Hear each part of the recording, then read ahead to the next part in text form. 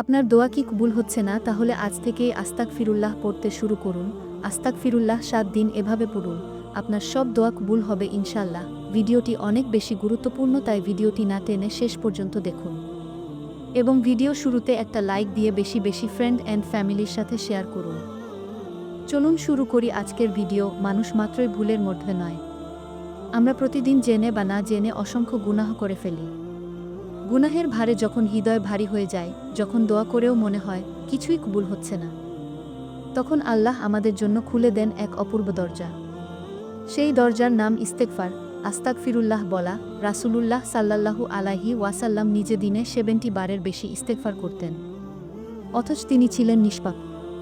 তাহলে আমরা যারা গুনাহে ডুবে আছি, আমাদের জন্য ইস্তেগফার কতটা জরুরি তা কি কখনো ভেবে দেখেছি? এই লেখায় আপনি জানবেন ইস্তেগফারের প্রকৃত অর্থ ও গুরুত্ব, কুরআন ও হাদিসে ইস্তেগফারের ফজিলত, কেন দোয়া কবুল হয় না, 7 দিন ইস্তেগফার করার বিশেষ আমল, কিভাবে এই 7 দিনে আপনার জীবন বদলে যেতে পারে বাস্তব জীবনের অনুপ্রেরণামূলক উদাহরণ। এই লেখা শেষ পর্যন্ত পড়লে ইনশাআল্লাহ আপনার চোখ ভিজবে, হৃদয় নরম হবে এবং আল্লাহর দিকে ফিরে যাওয়ার শক্তি পাবেন। ইস্তেগফার কি? ইস্তেগফার শব্দের অর্থ ক্ষমা প্রার্থনা করা, ঢেকে দেওয়া, রক্ষা করা। আরবি শব্দ গাফারা থেকে এসেছে, যার অর্থ আল্লাহর কাছে নিজের ভুল স্বীকার করে ক্ষমা চাওয়া। আমরা যখন বলি আস্তাগফিরুল্লাহ, অর্থ আমি আল্লাহর কাছে ক্ষমা চাই, তখন আমরা স্বীকার করছি, হে আল্লাহ, আমি ভুল করেছি, আমি দুর্বল, তুমি ক্ষমাশীল, তুমি চাইলে আমার সব গুনাহ মাফ করে দিতে পারো। এই একটিমাত্র বাক্যের মধ্যে লুকিয়ে আছে তাওবা, বিনয়, আশা ও ভালোবাসা। কুরআনে ইস্তেগফারের গুরুত্ব।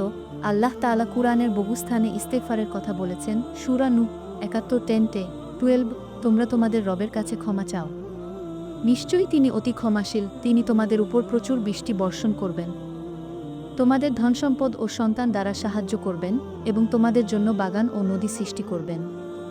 এই আয়াতে লক্ষ্য করুন, ক্ষমা চাইলে আল্লাহ কি দেন? রিজিক বৃদ্ধি, সন্তান, শান্তি, বরকত, দুনিয়া ও আখিরাতের কল্যাণ। অর্থাৎ ইস্তেগফার শুধু গুনাহ মাফে জন্য নয়, এটা দোয়া কবুলের চাবিকাঠি। কেন আমাদের দোয়া কবুল হয় না? অনেকেই বলেন, আমি তো নিয়মিত দোয়া করি, কিন্তু কিছুই হয় না, আল্লাহ কি আমার কথা শুনছেন না? আল্লাহ অবশ্যই শোনেন, কিন্তু কুরআন ও হাদিস অনুযায়ী দোয়া কবুল না হওয়ার কিছু কারণ আছে। হারাম রিজিক, গুনাহে লিপ্ত থাকা, তাওবা না করা, অধৈর্য হওয়া, দোয়ার আগে আল্লাহর প্রশংসা না করা। এইসব কিছুর মূল সমাধান হলো ইস্তেগফার। রাসূল সাল্লাল্লাহু আলাইহি ওয়াসাল্লাম এর ইস্তেগফারের আমল হাদিসে এসেছে, আমি দিনে 70 বারেরও বেশি আল্লাহর কাছে ইস্তেগফার করি।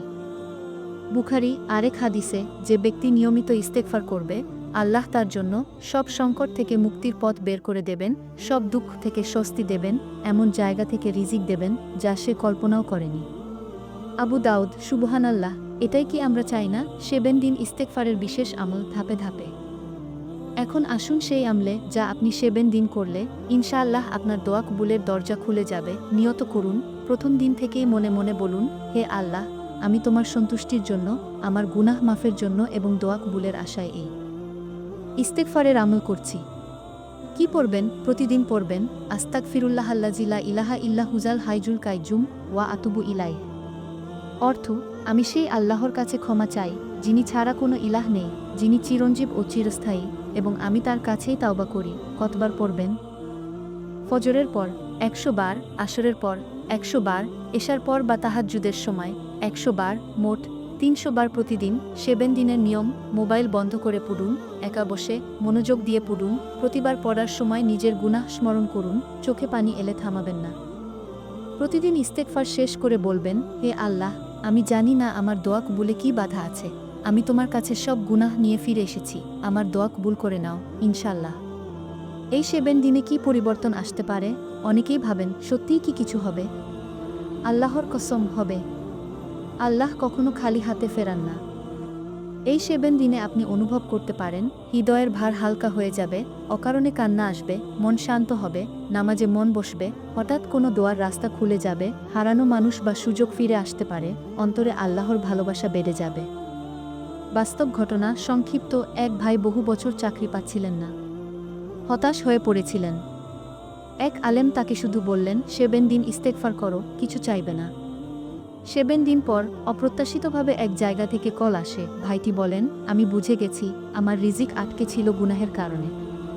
ইস্তেগফার ছাড়া কি দোয়া কবুল হয়? হ্যাঁ, আল্লাহ চাইলে যে কোনো সময় দোয়া কবুল করতে পারেন, কিন্তু ইস্তেগফার দোয়াকে দ্রুত কবুলের পথে নিয়ে যায়, যেন বন্ধ দরজার তালা খুলে দেয়, আল্লাহর রহমতকে কাছে টেনে আনে। শেষ কথা, আপনি হয়তো অনেক কষ্টে আছেন, হয়তো কাউকে হারিয়েছেন, হয়তো দোয়া করছেন দিনের পর দিন। আজ আল্লাহ আপনাকে এই বার্তা দিয়েছেন, আমার কাছে ফিরে এসো, আমি আছি, আমি ক্ষমা করতে ভালোবাসি।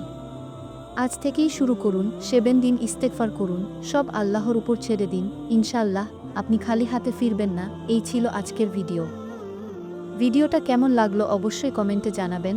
ভালো লাগলে লাইক, কমেন্ট, শেয়ার এবং সাবস্ক্রাইব করে সাথে থাকবেন।